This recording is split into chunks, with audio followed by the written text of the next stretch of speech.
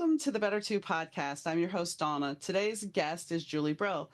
Julie wrote a book called Hidden in Plain Sight, and it's a story about her father and his life growing up when, well, he shouldn't really exist.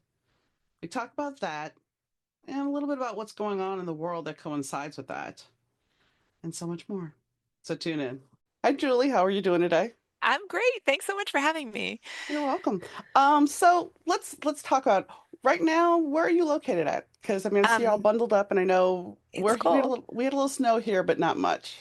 Yeah, I'm outside of Boston. I think it's like 10 degrees. It's actually warmer than it has been, but not warm. But have you noticed that the winter is a little bit different than? I mean, we used to get tons of snow, and it's like I think we had a smattering of snow. The most we've had is like 3 inches, and I know south of us they had a lot more. But it's Yeah, just Atlanta has snow today. We're bare ground. I cross country ski every chance I get. I have not been out this year. There's just been not enough snow. when I was in Boston back in 2001, 2000. Yeah, it was. Well, no, yeah, it was around 2001. There was a lot of snow because I went in December and I was there for a week. And yeah, it was snow all over the place. And I've noticed that, yeah, over the last 20 years, it's just like it's lessened and lessened and lessened. I like the snow, so I'm still hoping we're gonna get more It's winter. it's pretty and the truth is we need it. But we didn't come here to talk about the weather. I just figured, it'd be a nice icebreaker because, Yeah. you know. So you have a story that is from your grandfather's perspective, and it's kind of timely because of all the things that are going on in the world. So why don't you tell us a little bit about the book that you wrote and his story? Yeah, thank you. So my book is called Hidden in Plain Sight. It's a family memoir and also the untold story of the Holocaust in Serbia.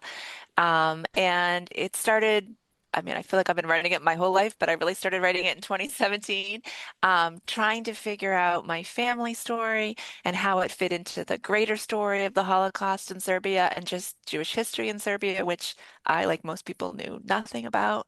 I had some stories from my father's early childhood. He was born in 1938 in Belgrade, what was Yugoslavia. So he remembers the war and he would tell me these stories. And I would try to fit them into what I knew about the Holocaust. You know, we learned about Anne Frank and, of course, what was happening in Germany and Poland. And this story was so different, I could never understand it. And finally, in 2017, my kids were grown. I had the, empty nest and the time and the internet, and I started to research and try to fit my family story into the bigger story, and it became a book. Yeah, And that's the thing. I mean, when we think of the Holocaust, like you said, we think of Germany. We right. think of the biggest atrocity that was around. We don't look at the possibility of other atrocities occurring as they took over land and they decimated Exactly. people. Yes, I mean, we learned about Auschwitz. I mean, Auschwitz is, I mean, it's a horrific place. I mean, a Yes. million people more died there. Most Jews died outside of camps, and that's the story that people don't know. The paradox is there were tens of thousands of survivors from Auschwitz because it was such a great, large place, and because it was also work camps. And so there were people to tell the stories and their descendants to tell the stories. And where my family was from in Serbia, there were just so few survivors and descendants. Story just hasn't really gotten out.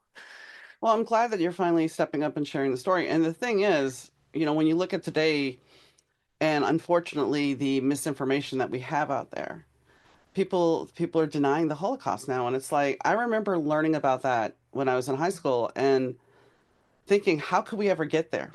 Right. And yet I'm sitting here seeing us moving forward to a very similar situation, and I'm kind of taken aback by that.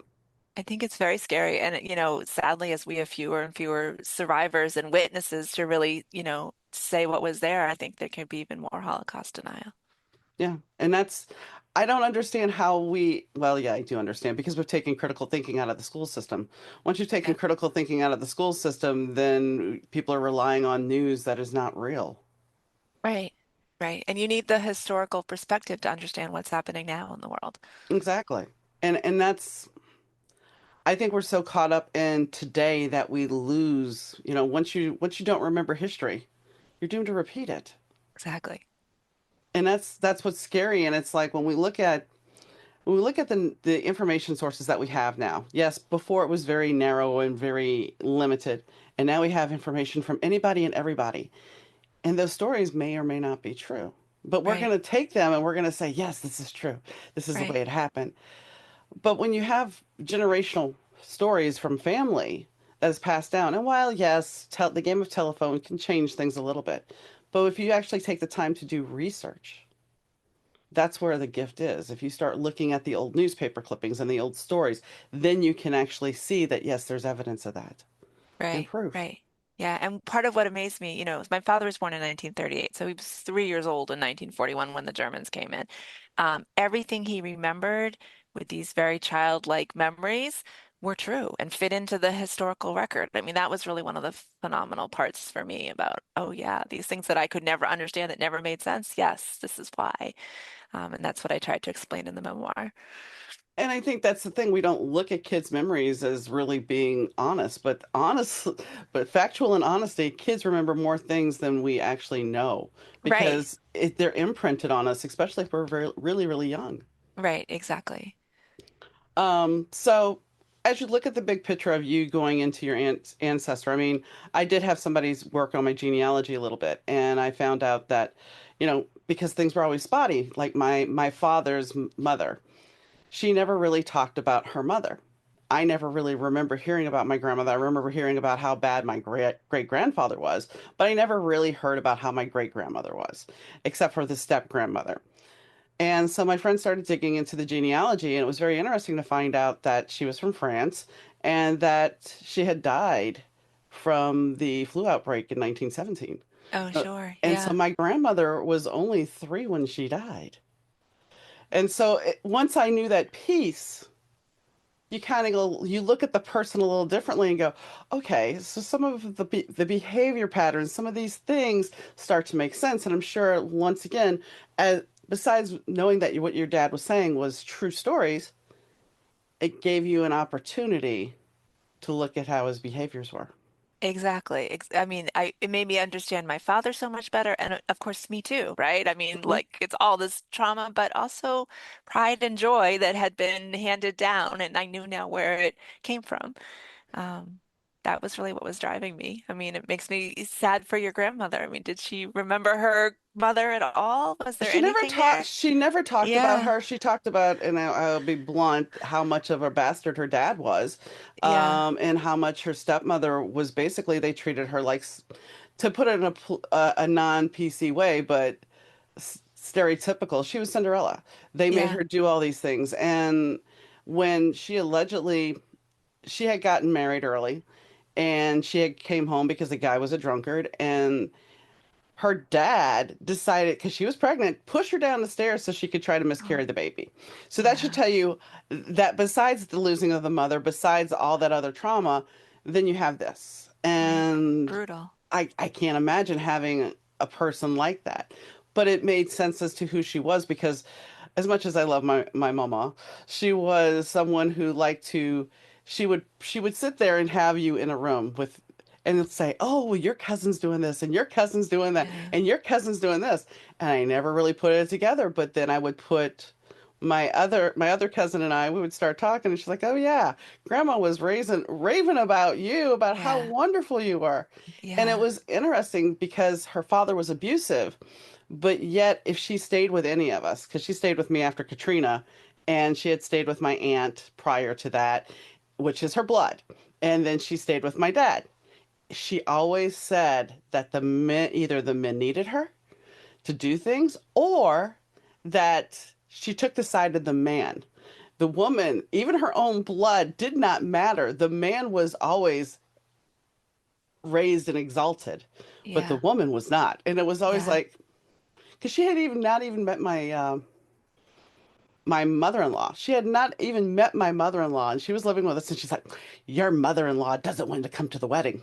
My mother-in-law had a major heart attack the day of the wedding and still went to Oh, our wedding. yeah, But it was just weird to see how she liked to play these games. yeah, So yeah. yeah. And the insight into maybe where it came from a little bit. Mm-hmm. Mm-hmm. Yeah. Because and I know I'm airing so much of my story, but uh she didn't even go to my parents' wedding. So when she started this stuff about my wedding, I'm like, oh, I see where this is coming from. It's not anything personal. It's you with your stuff in your head that you have to do this. Right. So I think that she was scrappy. And as my husband said the first time he met her, he's like, she's a pistol. Yeah. And I She was a understand survivor in a sense. exactly, Yeah. exactly. And I think that's one thing that we don't talk about, especially with generational trauma, is we get into these fight or flight modes in our family that we have to always embrace that trauma. We can't get away from it. If something's too good to be true, then it's going to fall apart. And so we kind of start living our life where is everything going to fall apart? Is everything Right. and I mean, I'm sure for your father, it's like I'm sure he spent a good bit of his life worried that things were just going to be terrifying at a certain point, that it wasn't going to last. The goodness wasn't going to last. I mean, my father's story, I think, is interesting. You know, he had this trauma, early trauma of the Holocaust and the war, and then the years after the war, which, you know, he said were hungrier years in Belgrade, than even the war had been. And then they went to Israel in 48 when Israel had nothing. He was breeding rabbits for food in the backyard. And somehow his mother, I never got to meet my grandmother, but his mother protected him, like gave him this feeling of security. I mean, it's an amazing gift for a young child. So you know, he's alive and well at 86. He's carried that feeling, I think, along with him. We're talking about childhood trauma and your grandmother, but Yeah. also you can give young children really like a safe sense of safety, whether it's real or not. Well, it's interesting because I'm listening to an audiobook right now, and they're talking about how in America, not so much overseas, but in America, kids are raised not to have a voice. Yeah, Children are raised not to have a voice, and what happens is we detach from our emotions. We don't have that safe space because the parents aren't there to listen. So it sounds right. like what your grandmother did was instill a safe space for him, a place to still find joy, a place to still find happiness, that I'm here for you, that you have a voice. Now, I don't know that if that's true, but looking at what we do culturally here versus overseas, I don't think that kids are recognized as much here. I And mean, that's it's where the interesting that you say that. go ahead. Yeah. Oh, sure. So one of the very early pictures I have of my father from before the war, he's like 2, and he's sitting on the table, and all the adults are looking at him like he is the centerpiece. He's the pride and joy. And, you know, I think that's sort of the Serbian love for children. I mean, I didn't let my kids just sit on the table, you know, raising them here in Yeah. Massachusetts, but like that feeling that like there's nothing more important than this next generation. And see, that's the thing that makes that shows true love, true family, and as opposed to here, it's like I remember going with my grandmother and my mom to my Aunt Nadine's house, and they're like, "Okay, go watch TV. Right. You got a Barbie, go watch TV." And I'm like, "Can I have a piece of paper towel so I can make my Barbie another dress?" Sure, go ahead. Oh, And yeah. then, of course, they had The Young and the Restless on, and I come in, much to their being mortified. I think I was maybe 5 because I've heard the story, and they're like, "Yeah," you come in and says, "So, Mom, what's an abortion?" You can learn a lot from The Young and the Restless. Exactly. And they're like, you're not supposed to know about that. You know, they were mortified, but you're the one that sat me in front of the TV. And this is before we had the Disney Channel and everything. So you're the one that chose that for me. Right, right. And it was better for me not to know what was going on than to, at least in their eyes. Yeah. So be seen and not heard. And Yeah, that's an unfortunate thing because I think that's where a lot of kids lose their self-esteem and I don't want to say self-respect, but they don't have that wherewithal to know that, hey, it's okay for me to speak up.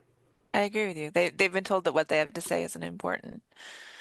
I remember being at brunch one day with my husband, and this lady was sitting there. She was an older lady, and there was a younger woman, and then I guess she was about maybe 14, 15-year-old boy. And the younger woman had gotten up, and the older woman looked at the boy and said, "So, what do you want to do with your life?" And so the kid starts talking and explaining, and she's engaged with him and talking to him in a very positive way, not going, "Oh, you shouldn't think about doing that." It was very positive. So we were getting ready to leave, and I actually walked over to her and I was like, "Thank you." She goes, "Why?" I said, "Because you were listening to him." And that's Yeah, a gift. yeah. And I think that happens too much that we don't listen to the younger generation. And I'm not saying that the younger generation is all love and light.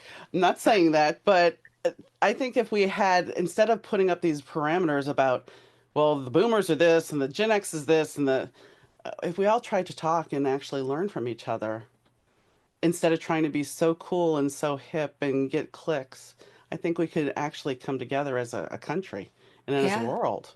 yeah, So yeah, I that's my agree. kumbaya moment for the night. Yeah.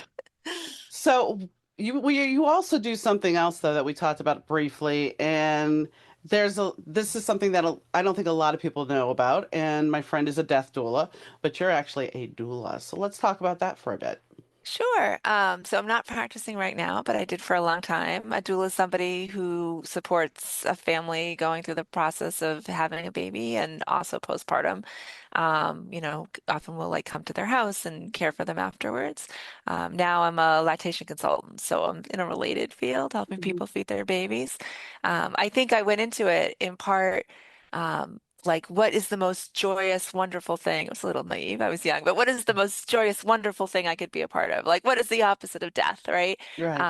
I mean, now I know how stressful and difficult that transition is for many families, but that idea of just like being there in that moment of birth, a new life, and I'm going to have my own kumbaya moment, but that feeling of like, the continuation of the world.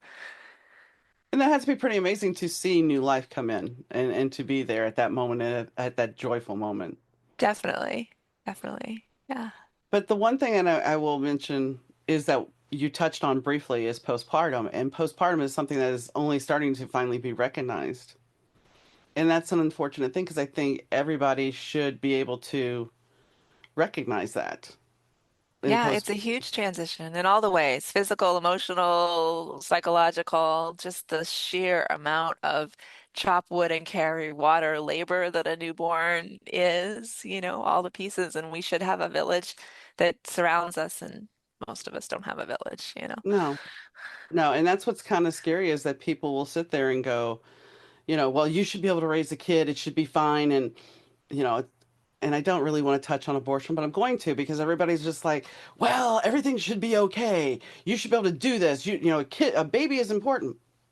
It is, but if you don't have the finances and you don't have the means and the help to take care of it, what good is it really to stick your kid somewhere that you're not even going to be raising it because you're working two or three jobs? What does that do to that child? Yeah, I feel like And it's harder and harder. Just everything is more expensive. Everything is just more, hmm I and mean, I'm pretty sure when you and I were born, I'm not sure how old you are, I can but tell you. but I mean, it wasn't that expensive. It was not the expense that it is Right, now. right. And, when you think about a family starting out, you barely have anything. My dad joined the fire department because he knew I was coming. Yeah, And, it's like that was okay because he could handle that one job. Granted, he had a second job because that was firemen usually work 24 on, set 48 off. So they usually have a second job. But he knew what he had to do. And you can't do that nowadays because right. there's He not could a, do that and pay the rent and pay the yes. health. There probably just health insurance came along with that, and the Yeah. groceries and everything worked. Yeah. Yeah, Yeah. Now you can't. And I mean, that's the thing. Even back in the day before we switched, healthcare suddenly switched, we used to have a decent deductible. We used to have decent healthcare and not everything was denied. Now everything is what it is. yeah. Yeah, So, it's funny because where I work, with fa new families, I always tell them, "Oh, your insurance might be denied, your claim might be denied. Just resubmit it." And only recently, with the death of the executive in New York, I realized, oh, it's actually the strategy. They do that on purpose to everyone. They just deny all the claims on the, it's like it's worse than you think. It's a plan. I worked in auto insurance. I worked for commercial as well as personal lines. And, the one thing I was taught I think it was the second day at the insurance company was we give coverage only to take it away. Yeah, And that, most people don't realize. And it was before I had actually gotten into insurance that I realized how screwed up things were because somebody had taken a garden boulder, so about that big, hummed it because I was parked on a busy street, hummed it into my window. It ricocheted around my car and then yeah. fell on the floor, which I'm glad I wasn't in the car, and then Okay. trashed some other cars. I had like I think $3,000 worth of damage. and I had $1,000 deductible because they're like, well, you want the cheapest amount, right? And I'm like, yeah, I'm in my 20s. I don't make a lot. Sure, I want the cheapest amount. Now I have to come up with $1,000 and I have no rental coverage because I thought I had full coverage. So there's all these little minute pieces that we don't think about. Right. And We so learn the hard way. then when I was on the other end of it, it's like, well, you have this deductible, and yes, I would get screamed at, and it's like, you picked it, and I understand now. And that's the way I've always looked at life, is because there's always been something in my life to teach me the other side. Maybe that's because I'm a Libra, I don't know, but like I had a stepfather who was not the greatest, and when I became a step parent, I knew what not to do. Right. So I think if we look at life, that's the other thing. If we look at the lessons life teaches us, usually they come back into play later on. But Yeah. I don't think most people look at that. Yeah. Yeah. You keep getting a lesson until you learn it. Hmm. So, how are, do you plan on writing another book? No. I think is the answer right now. Maybe. I don't know. Is the more generous answer. I don't have something else in the pipeline. Wrote a book 10 years ago, and then it took me almost 10 years to write this book. And my heart and soul is in it. I'm going to be promoting it. I don't necessarily have plans to write another one. But sometimes that's all, as long as you've told your story and you're satisfied with it, you don't have to go back to doing, let me go create another book. If you still Right. have something more to say, then it's time to write more and do Exactly. more. So maybe, I mean, maybe something else will come. Right now, I'm really focused on this book. It's coming out in April, and it's like a full-time job on top of my full-time job. So, when you were talking about what you're doing in your full-time job, is it something that's very problematic as lactation coaching? Because I mean, is it something that you're finding more that is a growing problem that newborns aren't wanting to latch on, that they're not, that mothers aren't able to do what they need to do like they should be able to do, if that makes sense. Yeah, I mean, my view is skewed because people call me when it's not working, right? I mean, so I like to think, oh, there are lots of babies out there and it's perfect. They don't have a need for me. But what I see day after day is, ill health and dysfunction, and it's really hard. I mean, we feel like this is a basic thing that we expect babies to be able to do, and we're seeing more and more babies that struggle and need support for lots of reasons. It's very complicated, but we always used to think that, like, oh, if you have the ability to birth a baby, the milk will come, it'll all work out, and that's not people who are calling me. No. So it's hard. Well, and it's good that they have a resource such as yourself, because if they didn't, then what are they going to do? And I'm sure Right. there's some kind of head games, as you were saying, about, well, I had the baby. I should be able to produce milk. The baby should be able to latch on. The baby, maybe I'm not a good mother. I mean, there's got to be some massive head games when this isn't the quote unquote normal. Yeah, people can spiral, and I think, there is lactation support and people should reach out. I think there are people who can't or don't and are, struggling on their own. So it's hard. Um, so where do you see yourself going if you're not writing a book? What do you do in your free time? What is that? We were saying before the recording started, I like some snow so I could cross country ski. I have a dog. I walk every day. We go to the beach. This book has been my free time for a long time. And now the marketing of it and kind of birthing it into the world is most of my free time, honestly. Well, that's the thing nobody talks about. Okay, I wrote the book. Everything's good. Yes. Oh no, Yeah, wait, that's there's a just the whole beginning. business. Yeah. There's a whole Right. business. So Yeah, yeah, go ahead. sorry, No, go go ahead. ahead. No, go ahead. I was just going to say the good thing is, working in lactation, working as a doula, we do marketing all the time because our families graduate and don't need us. And so I have that marketing piece, like, do something for your business every day. I'm just following that model now with my memoir. What kind of pup do you have? She's a golden retriever. Okay. I had a Yeah. golden retriever once, and she was a doll. She Yeah. was we had a cat that was outside, and we didn't know she was pregnant. I know, how do you not know a cat is pregnant? But sometimes you Huh. don't. Yeah. And it was her first litter, and it had been raining and cold, and the dog, because we had gone off and it started raining. When we got home, the dog had taken the kitten. He took one kitten, the other two kittens had passed, dug a hole, and laid around the kitten until we found it. Oh, to keep it warm? Hmm. Yeah. and the mother did not want anything to do with it because it was a Yeah, new. But I was just like, how amazing is that another species? that is an amazing story. That oxytocin kicks in and they do Hmm. something. Yeah. Yeah, she was like, it was her baby, and it was all okay. So, as far as going to the beach, do you just run along the beach, or do you go sit out on the beach and I enjoy like the to sand? walk on the beach. I like to move. Yeah. Yeah, I went out to Venice, wow, years ago, 2003. And yeah, the one thing I wanted to do was walk in the sand. Yeah, that's Because, what you don't have in Chicago. well, Well, you have the actually, lake. You have the lake. I take it we do back. have some beaches, and where I used to live at, there was a beach that was about 10 miles from my house. It was off of Lake Geneva.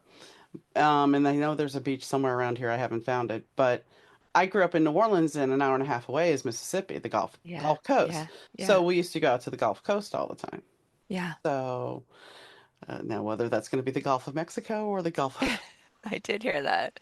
Yeah. uh, but you know, I guess my question for you, having the background that you've had, um, does the next 4 years scare you?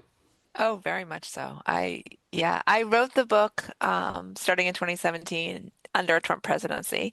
And there's explaining in the book of things that are happening under the Trump presidency because I couldn't imagine that when people would be reading the book, we would be in another Trump presidency. I didn't, it was like a lack of imagination on my part. I thought even if he was reelected, we'd be done with him by now. And it's very scary. I mean, I think he's not the whole problem, but he ignites hate everywhere he goes. And I think that's ego. I mean, I hate to say it, I think it's ego driven a lot of the times. I'm not sure it. I think he says things just to get a rise out of people.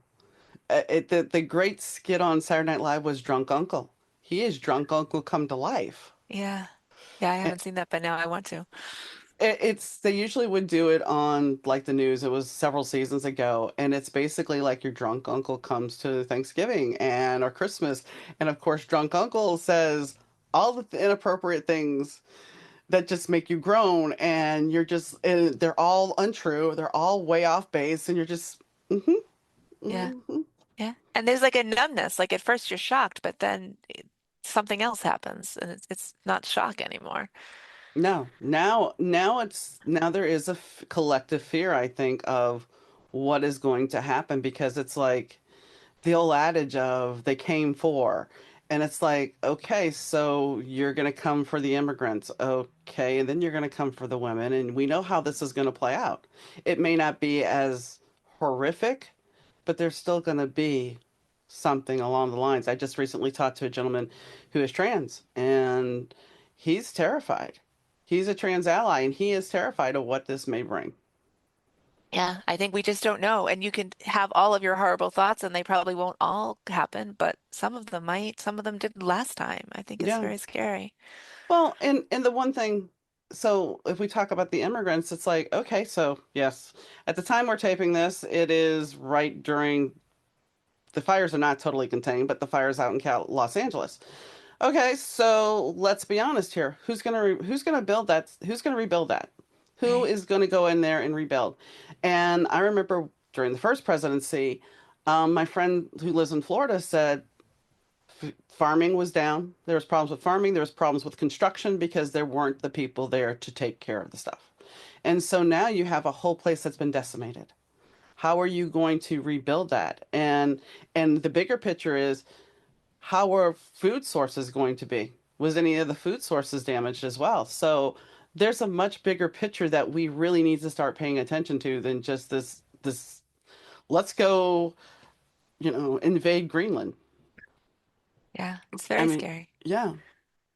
And it does really make you wonder all the stories you heard about Mein Kampf being by the bedside with what he's spouting now about wanting to take over places. Is he really just that reincarnate? I mean, I've thought about what you're saying. Like when I said he's the problem, he's not the whole problem. It's like he's the spark, right? He's the match, and there's all of this, it's a dog whistle. There's all of this hatred that sort of we weren't, it was there, but we weren't seeing it, and now again we'll see it. And I don't understand that. And it's like you have to wonder if you look through our history here, was it because when they were so incensed because Obama got elected?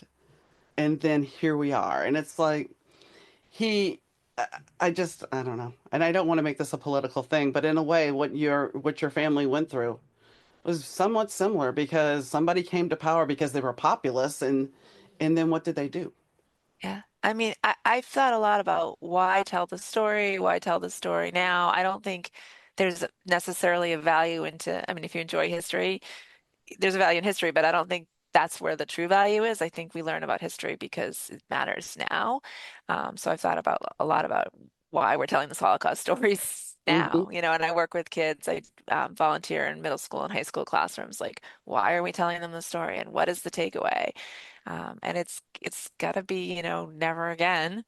And Hmm. that's not just for Jews, it's for everybody. Obviously, it has happened again. There have been genocides since the Holocaust, but if we don't talk about it, how can we possibly hope to prevent it?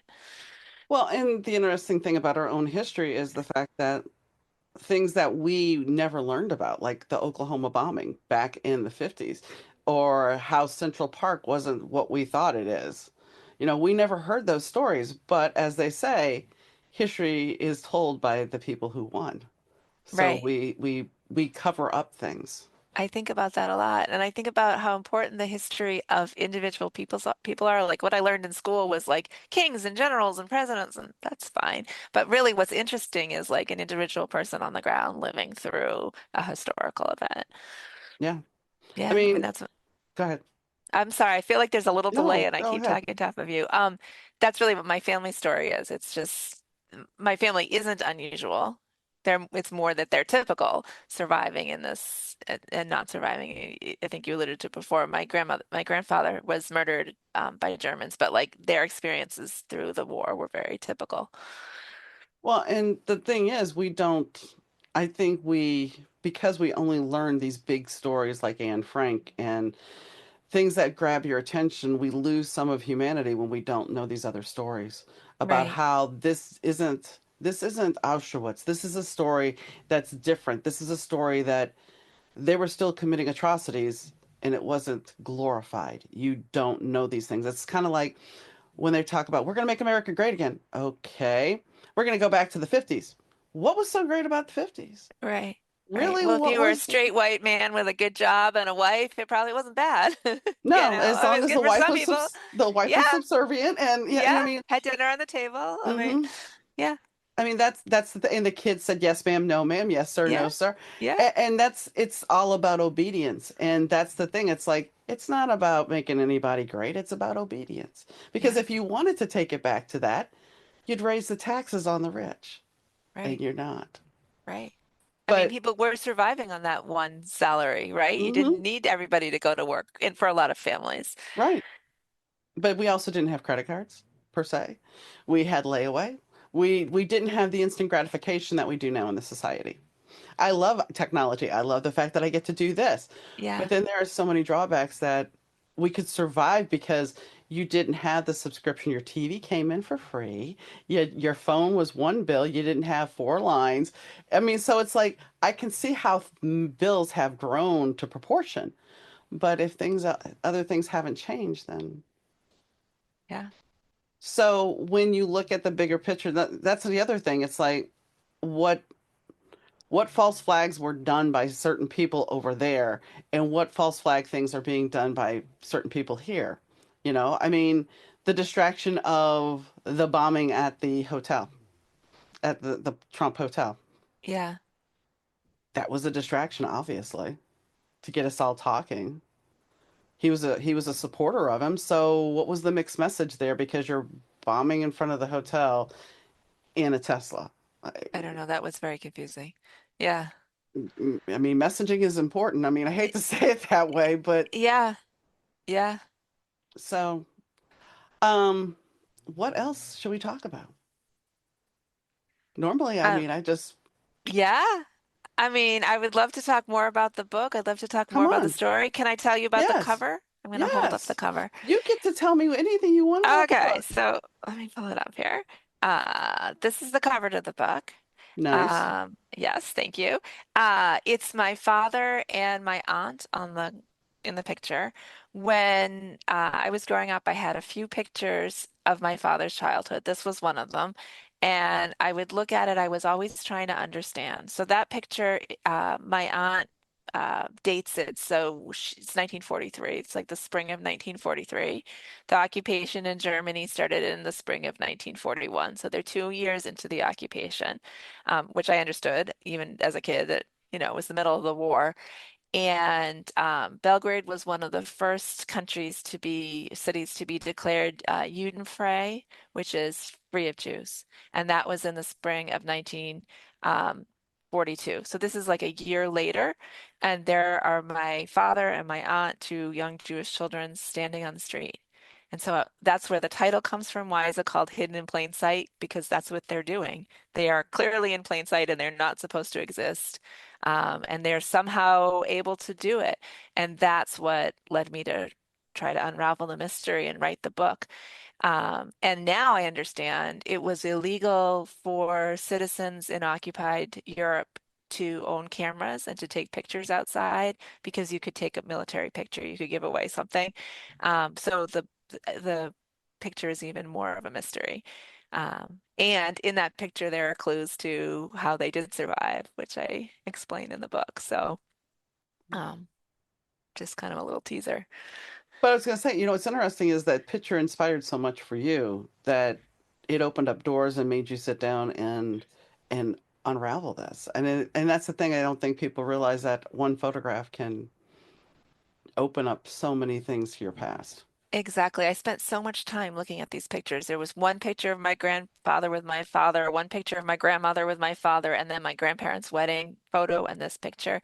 And I just looked at them and like, where are the clues? Who are these people? What were they thinking? And you look at, the wedding picture, my grandparents got married in 1935. You want to like yell at the picture, right? Like they have no idea what none of us know what the future is, right? But they have no idea of this like horrible future that's so close that's coming. And then as an adult thinking about it, I would realize like even if they knew, what would they do? Like Right. what would they have done? I mean, no one could imagine what was coming. At some point before the invasion, my grandfather started to get really worried that the Germans would invade, and he tried to buy basically a false ID, false papers, so that he could go somewhere and hide. And they didn't do it for my grandmother and my father. They like didn't have the capacity to imagine that women and children could be in danger. Like it had happened before that Jews were persecuted, but not like this. They just couldn't grasp what was happening, what would happen. Right. So, and it happened so early. I mean, April 1941, the US isn't even in the war till December with Pearl Harbor. So, before the gas chambers, before the Holocaust really got going, the Jews in Serbia are mostly murdered, so fast and so early. And So it is a different story. that's when I look back at this, it's like, what do you gain by doing this? We're all human. We are all human. And that's why I don't understand the hate today. It's like we're all human. It shouldn't matter who you love. It shouldn't matter the color of your skin.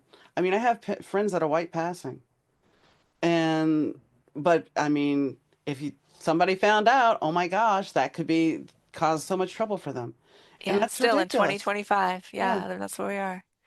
and Yeah. it's like I remember in the '80s thinking, wow, we have progressed. We're moving. Things are opening up. We're moving along. It's the Yeah. future.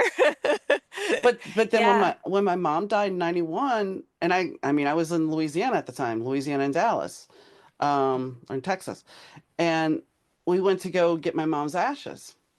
And so we're driving through Indiana. It's like 2 in the morning, and they're like, "Okay, folks, we're gonna have our local KKK rally," Oh my God. and they gave the date and the time, and I'm just like, Was that on the news? it was on the radio, and I was just mortified because I'm like, Yeah. I grew up in Louisiana. I don't. They didn't openly have that stuff. I mean, yeah, sure. I know I know David Duke and all that stuff. Louisiana. I understand all that. I do. But I never openly heard it on the radio. And this was on the radio. And I was just like, Yeah, it that's jarred horrifying. me. Yeah. But it hasn't gotten better. I certain time when I still see that certain presidential signs in the people's yard, the first thing I think to myself is, well, thank you for letting me know you're a racist. Yeah. I don't think anyone in this election could have any illusions about what they were voting for. So maybe the Mm. first time, but now we all have seen it. And that's what I don't understand is he lied the first time, so why are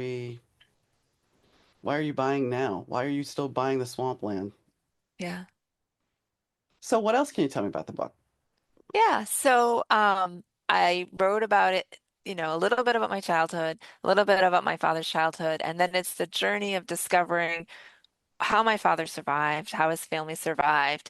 And we went to Belgrade to find out. So I took 3 trips with my dad and my daughters, and that was just amazing. I mean, I went back to my father's hometown. I didn't realize how much he was Serbian, and we are Serbian.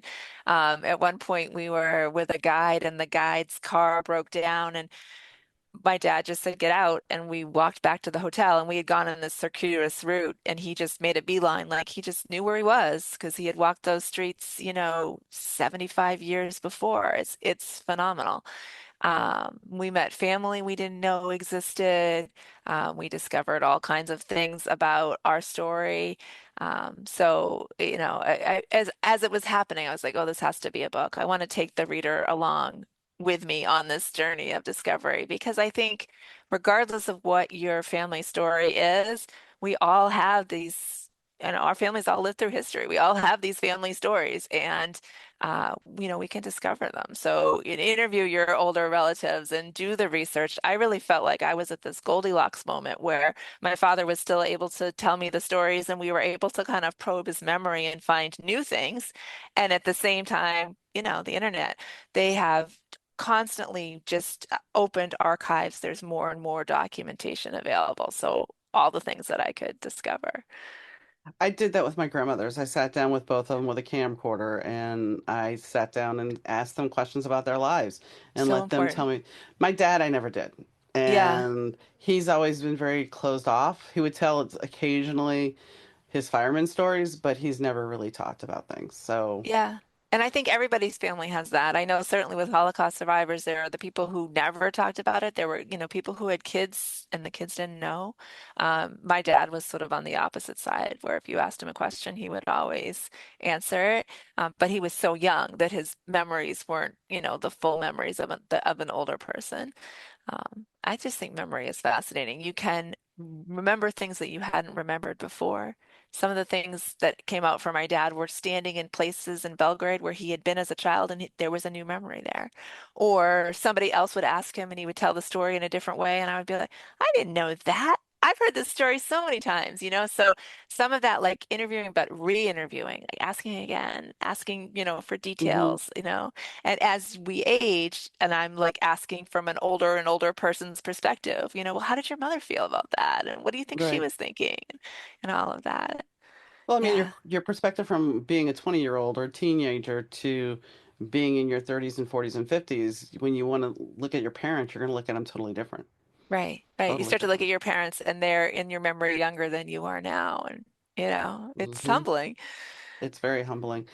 Um, have you said he's still alive, correct? Yep. So what does Yeah. he think about the book?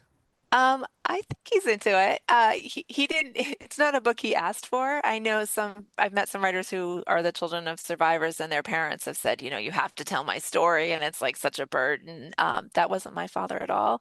But he was always willing to help me tell the story. And I think he's pleased to have it out in the world. And along the way, we found family that he didn't know, and maybe that was the real gift. The family that he didn't know, and the stories that he didn't know that he would have known if it hadn't been for history. If he had his parents to be able to tell him if he'd been living in the context of his Jewish neighborhood. But it's also a gift for you because you get to spend this time with him and learn these things with him. And Yeah. not everybody has that relationship with their father, trust me. I feel like it brought us closer together. I mean, it's just, it was kind of this role reversal. You expect your parents to pass stories down to you, and my father did that. Both my parents did that. But also, I was discovering these stories through research and passing them up to him. And that was really a phenomenal thing. Nice. That's very Yeah. nice. So is there anything that we didn't talk about that you wanted to mention? The book comes out on April 23rd.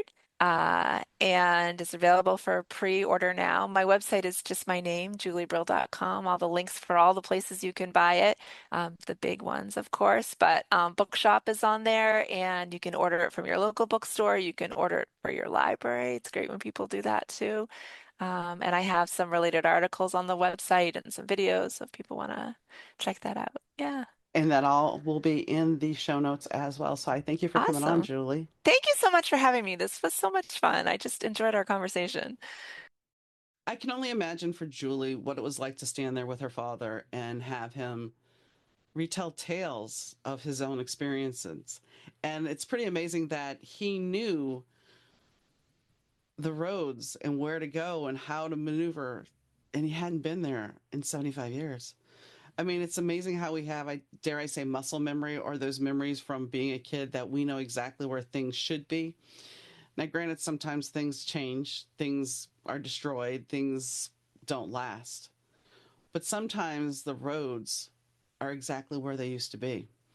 When I was growing up in New Orleans, there's a place called Algiers Point, and it's part of Algiers, but it's kind of this little niche right at the corner, right at the peninsula of Algiers, and it's where the ferry is. And right by where the ferry is, at least when I was growing up, there was still the brick roads from back in horse drawn buggy days. There was still the brick pavement there. Everywhere else around it was real road, was blacktop road or concrete road. But right there was still the bricks.